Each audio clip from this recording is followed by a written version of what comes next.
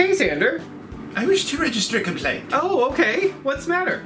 Well, you see, as you know, I've been very stereotyped as of late. Oh, yeah, the whole zombie thing.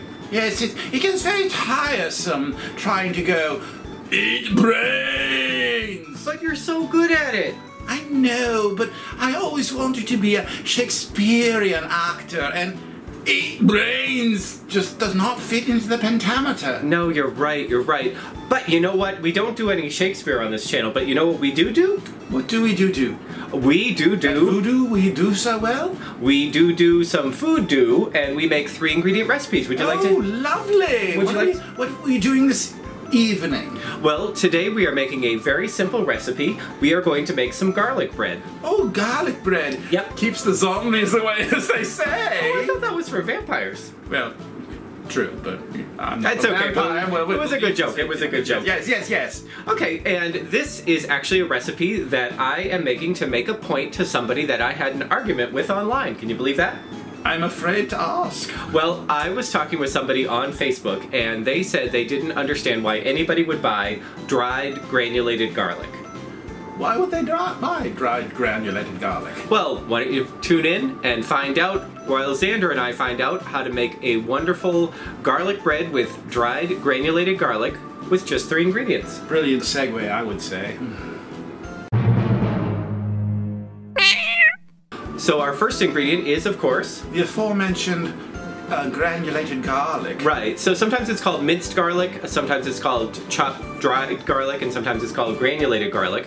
Now, to be confused with the garlic salt. Right, so garlic salt has actual salt in it, and garlic powder is basically this dried granulated garlic, only it is crushed into a powder, so you can shake it like salt.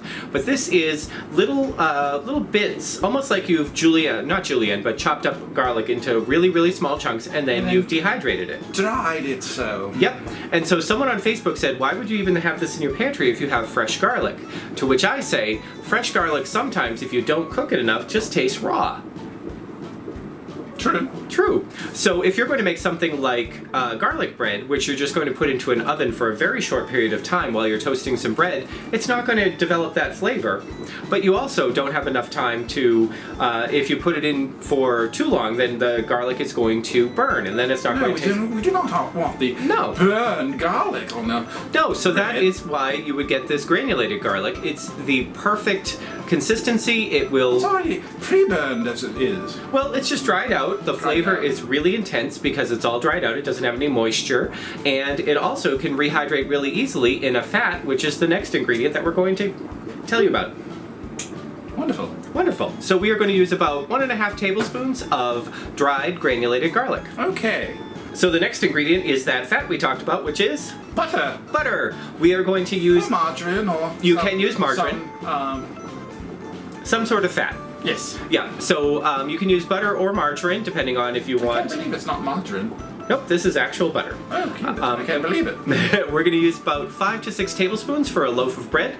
You can adjust this and the garlic as much as you want to cover your bread. Just make sure that you are covering it entirely and you're really soaking it in when you melt this butter and you add the garlic, because you really are going to want to flavor the bread. But we find about 3/4 of a stick, which is about 5 tablespoons, works just fine.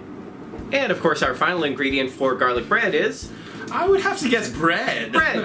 That would be obvious choice, of course. Sure. So we are going to we're using a loaf of Italian bread that just came from the bakery at the grocery store. You can use French bread. You can use just about any kind of bread you want to. We're using an entire loaf, but again, you can adjust this recipe if you wanted to make sort of toast slices. If you wanted to make like a Texas toast with garlic, you can just use slices of bread.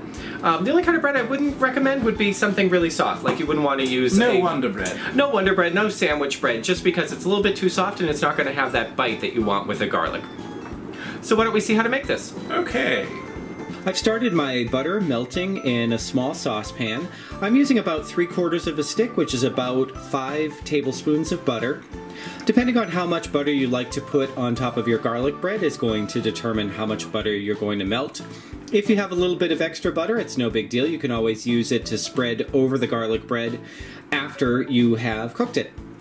So to this, I am going to add about 1.5 tablespoons of this granulated garlic.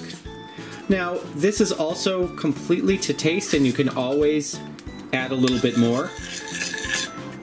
You really can't add less after you've already melted it into the butter, so you're going to want to make sure that you are a little bit conservative if you find that too much garlic flavor is overwhelming. Now I'm just going to melt this butter completely, and I'm going to let the garlic rehydrate a little bit.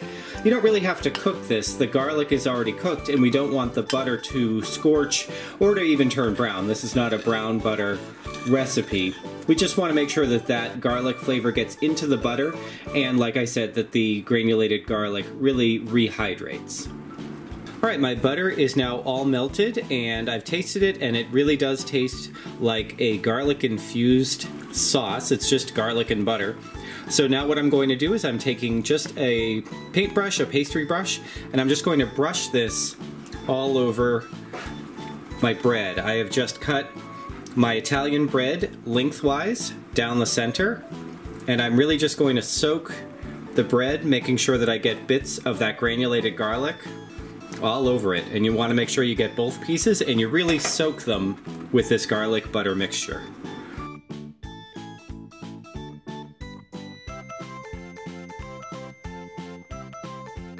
And now that I've thoroughly soaked both pieces of this bread with my garlic butter mixture, I'm just going to put this into a 350-degree oven for about 10 to 15 minutes, or until it is nice and crispy around the edges and everything is heated all the way through.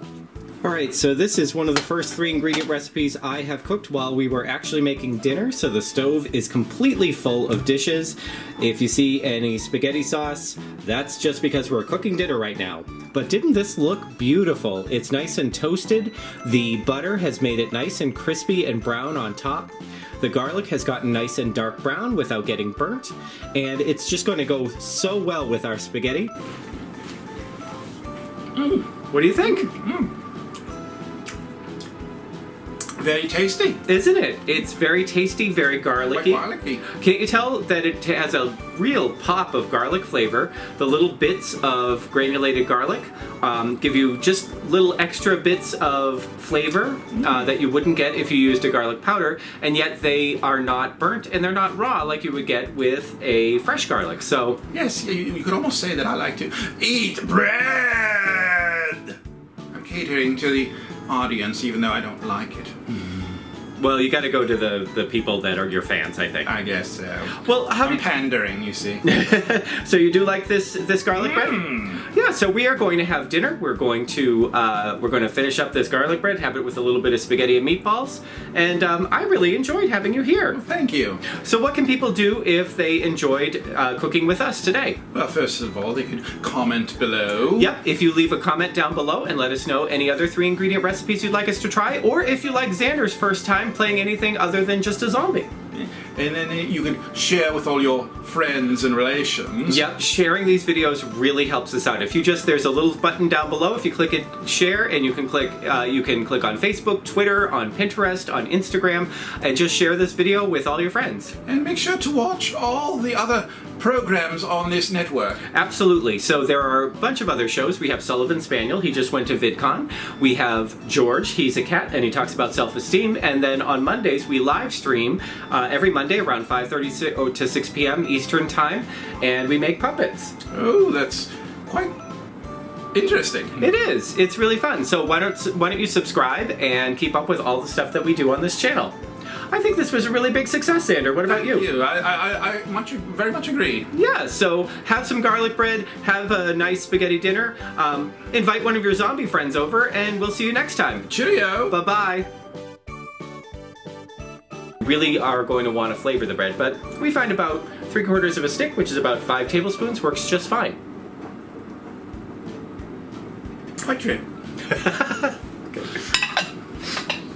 All right. If I don't die of the heat, life will be good. I could come back as undead. That's not how it works. Okay.